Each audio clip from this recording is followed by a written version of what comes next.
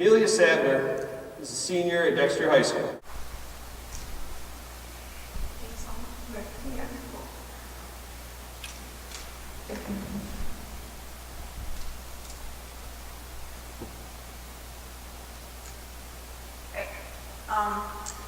Now in my first semester of Dexter's International Baccalaureate program, I can speak endlessly of the self-discoveries that I've made as a result of the holistic philosophy and approach of the IB. However, they all revolve around the singular notion that education should be dynamic and intertwined. An engineer doesn't only study math. A philosopher doesn't only read historical writings. An English teacher does more than bury her head in books. One such self-discovery that I feel best illustrates and captures this notion of interconnectedness is the evolution in my understanding of science. Science comes in a box. At least that's what my elementary, middle, and early high school science curriculum taught me. Lectures were conducted and then followed with a lab that was retrieved from a shelf quite quickly, where it was sat as a prepackaged experiment. The teacher would distribute identical sets of instructions.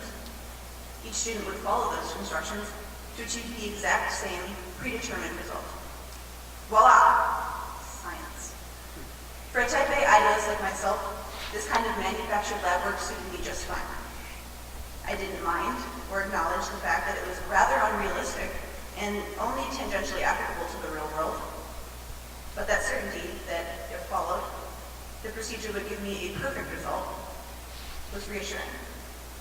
It wasn't a lack of academic interest, but rather a focus on getting the right answer that left me so content with this pre-assembled approach to science. That certainty collapsed when I arrived as an unsuspecting junior to room 382. With the first IB biology lab Mr. Kinney handed us, all I could think was, where's the lab kit?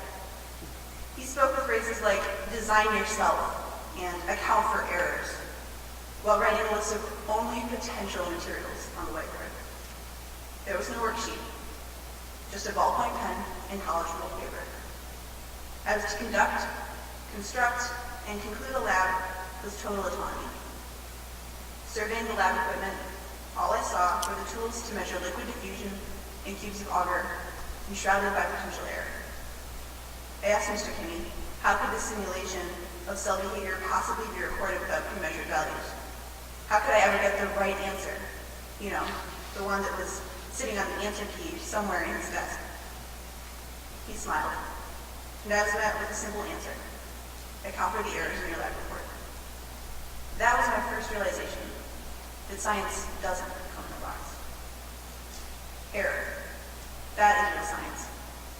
And for that matter, real life. The tools we need to solve the problems facing society don't come in a set. There is not always a perfect answer. Being forced to realize that there is not a perfect procedure, that error is natural, and that there are variables beyond my control was an important step in my understanding and appreciation of not only the sciences, but of the mechanics of problem solving. There is no manufactured procedure or process for overcoming the barriers because life's obstacles don't fit in a box. Only when I stopped focusing on getting the right answer, the one that matched the non-existent answer key, did I begin to acquire real knowledge. Because of IB, I've come to realize that if a problem can be so seamlessly resolved, there's a substantial likelihood that it was never a real problem.